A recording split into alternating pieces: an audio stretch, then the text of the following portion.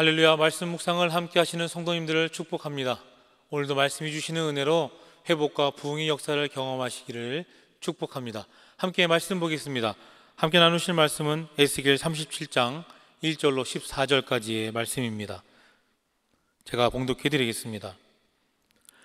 여호와께서 권능으로 내게 임재하시고 그의 영으로 나를 데리고 가서 골짜기 가운데 두셨는데 거기 뼈가 가득하더라. 나를 그 뼈 사방으로 지나가게 하시기로 본즉 그 골짜기 지면에 뼈가 심이 많고 아주 말랐더라. 그가 내게 이르시되 인자야 이 뼈들이 능히 살 수 있겠느냐 하시기로 내가 대답하되 주 여호와여 주께서 아시나이다. 또 내게 이르시되 너는 이 모든 뼈에게 대언하여 이르기를 너희 마른 뼈들아 여호와의 말씀을 들을지어다. 주 여호와께서 이 뼈들에게 이같이 말씀하시기를 내가 생기를 너희에게 들어가게 하리니 너희가 살아나리라. 너희 위에 힘줄을 두고 살을 입히고 가죽으로 덮고 너희 속에 생기를 넣으리니 너희가 살아나리라. 또 내가 여호와인 줄 너희가 알리라 하셨다 하라. 이에 내가 명령을 따라 대언하니 대언할 때에 소리가 나고 움직이며 이 뼈 저 뼈가 들어맞아 뼈들이 서로 연결되더라. 내가 또 보니 그 뼈에 힘줄이 생기고 살이 오르며 그 위에 가죽이 덮이나 그 속에 생기는 없더라.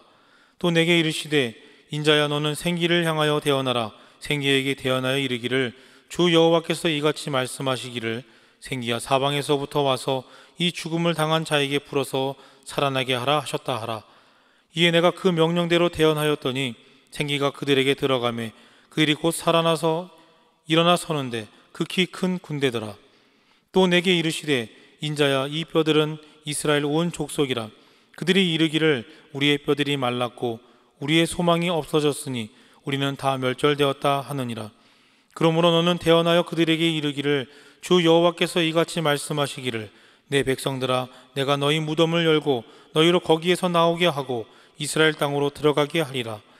내 백성들아 내가 너희 무덤을 열고 너희로 거기에서 나오게 한즉 너희는 내가 여호와인 줄을 알리라. 내가 또 내 영을 너희 속에 두어 너희가 살아나게 하고 내가 또 너희를 너희 고국 땅에 두리니 나 여호와가 이 일을 말하고 이룬 줄을 너희가 알리라. 여호와의 말씀이니라. 아멘. 오늘은 이 뼈들이 능히 살겠느냐라는 제목의 말씀을 함께 나누도록 하겠습니다. 남왕국 유다가 바벨론에 의해 멸망할 때 에스겔은 포로로 잡혀갑니다. 에스겔은 포로로 끌려온 5년 후 하나님의 부르심을 받고 선지자 생활을 하게 됩니다. 선지자 사역을 하던 어느 날 에스겔은 아주 특별한 환상을 보게 됩니다. 여호와께서 에스겔을 찾아오셔서 그를 한 골짜기로 인도하셨는데 그 골짜기에는 뼈들이 가득했고 그 뼈들이 아주 말라 있었습니다. 그러니까 죽은 지 오래된 사람들의 뼈라는 것입니다. 하나님께서 에스겔에게 한 가지 질문을 던지십니다. 이 뼈들이 능히 살겠느냐? 이 죽은 시체들, 그래서 마른 뼈가 돼버린 이 자들이 다시 살 수 있겠냐는 겁니다. 에스겔은 이 질문을 따라 하나님과 대화를 하면서 지금 이스라엘의 문제가 무엇인가를 깨달을 수 있게 됩니다. 그리고 앞으로 어떻게 될 것인가 장차의 비전을 발견할 수 있게 되었습니다. 나아가 이 비전을 이루기 위해 자신이 무엇을 해야 할 것인가를 발견하게 됩니다. 오늘은 본문의 이 질문이 주는 메시지를 통해 하나님께서 우리에게 말씀하시는 교훈 두 가지를 함께 나누고자 합니다. 첫 번째로 영적 상태를 보아야 한다라고 하는 겁니다. 본문 11절을 보면 이렇게 말씀하고 있습니다. 또 내게 이르시되 인자야 이 뼈들은 이스라엘 온 족속이라. 그들이 이르기를 우리의 뼈들이 말랐고 우리의 소망이 없어졌으니 우리는 다 멸절되었다 하느니라. 이 뼈들은 바로 모든 이스라엘 백성들이라는 말씀입니다. 지금 바벨론으로 끌려온 이스라엘 백성들의 진정한 모습이라는 이야기죠. 하나님의 눈으로 볼 때는 이스라엘 백성들이 더 이상 살아있는 존재가 아니라는 것입니다. 시체도 아니고 죽은 지 오래된, 그래서 뼈만 남은 존재들이다라고 하는 것이죠. 사실 이스라엘 백성들이 지금 포로로 끌려와서 겪는 고통은 정말 이만저만이 아닙니다. 자유를 빼앗긴 이스라엘 백성들의 고통은 저들이 감내하기에는 쉽지 않은 것이었다라고 하는 거죠. 그래서 저들이 이렇게 부르짖고 또 몸부림치게 되었다라고 하는 거죠. 그러나 사실 저들 내면 깊은 곳에는 더 큰 고통이 자리 잡고 있었습니다. 고대 사람들은 나라와 나라의 전쟁은 곧 그들이 섬기는 신들의 전쟁이라고 생각을 했습니다. 그래서 이긴 나라의 신이 진 나라의 신을 이긴 것이다 라고 그렇게 믿었다라고 하는 거죠. 당연히 진 나라의 백성들은 이긴 나라의 그 신을 섬기게 되는 것입니다. 자, 여기에 이스라엘 백성들의 고통이 있었습니다. 저들은 어떻게 전능하신 하나님께서 바벨론이 섬기던 저 이방 우상인 마르둑에게 질 수 있느냐라고 하는 거죠. 또 일찍이 솔로몬 성전 봉헌 때에 내가 이스라엘 자손 가운데 거하며 내 백성 이스라엘을 버리지 아니하시겠다라고 하는 그 하나님의 약속의 말씀이 과연 어떻게 된 것이냐라고 그렇게 이해할 수 없어 하는 겁니다. 그래서 많은 이스라엘 백성들이 바벨론 신 앞으로 나아갔습니다. 이스라엘 백성들 안에 믿음의 단이 무너지기 시작했다라고 하는 거죠. 바로 하나님께서 이런 이스라엘 백성들의 영적 상태를 지적하고 계시는 겁니다. 도무지 다시 회복될 수 없을 것 같이 무너져 버린 저들의 믿음을 지적하고 계시는 거죠. 여러분, 그렇습니다. 이스라엘의 문제의 본질은 바로 여기에 있습니다. 정치적 문제나 경제적인 문제도 아니고 다른 삶의 문제가 아니었다라고 하는 거죠. 하나님의 백성인 저들이 믿음을 잃어버렸다고 하는 것, 그것이 문제의 본질인 겁니다. 우리가 우리의 영적 상태를 볼 수 있어야 된다고 하는 겁니다. 우리 심령 속에 믿음의 단은 온전한지를 살펴보아야 된다고 하는 거죠. 이 뼈들이 능히 살겠느냐? 이 질문 속에서 우리는 우리의 영적 상태를 점검해 볼 수 있는 그런 통찰을 얻을 수 있기를 간절히 바랍니다. 두 번째 교훈은 비전을 보아야 한다라고 하는 겁니다. 하나님께서 이번에는 에스겔에게 이 뼈들이 회복될 환상을 보여주십니다. 바로 이스라엘의 미래에 대한 그런 비전인 거죠. 우선 이 회복을 하나님께서는 하나님의 능력으로 이루실 것이라는 그런 비전입니다. 본문을 자세히 살펴보면 여호와라는 단어가 무려 10번이나 등장합니다. 그리고 영 또는 생기라는 말은 성령을 뜻하는 히브리어인 루하흐인데, 루하흐를 번역한 것인데 이것도 여러 번 등장하는 것을 볼 수 있습니다. 자, 그러니까 이스라엘의 회복은 전적으로 하나님께서 이루실 것이다 라는 그런 약속인 겁니다. 아무리 죽은 지 오래된 뼈들이라도 생명의 근원이 되시는 하나님께서 역사하시면 회복되고 다시 살아날 수 있다라고 하는 것을 보여주는 것입니다. 여러분, 그렇습니다. 우리에게 불가능한 것이 하나님께도 불가능한 것이 아닌 겁니다. 우리는 포기할 수밖에 없는 것도 하나님께 붙잡히면 달라지는 겁니다. 길이 열리고 새로운 가능성이 생기는 겁니다.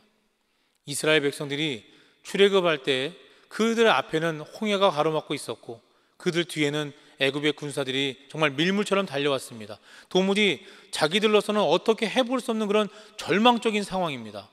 이때 모세가 외칩니다. 여호와께서 너희를 위하여 행하시는 구원을 보라. 놀라운 믿음이 아닐 수 없습니다. 우리 힘으로는 도저히 할 수 있는 일이 없으니까 가만히 서서 믿음으로 바라보라는 겁니다. 여러분, 바로 이것입니다.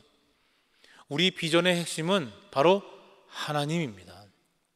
아무리 그럴듯한 미래의 비전이라 해도 거기 하나님이 빠지면 신기루에 불과한 겁니다. 그 비전을 이룰 능력이 우리에게는 없다라고 하는 거죠. 진정한 우리의 비전은 바로 하나님임을 여러분 기억하시기 바랍니다. 우리가 하나님만 비전으로 바라보면 그 모든 것은 하나님으로부터 임하는 줄로 믿습니다.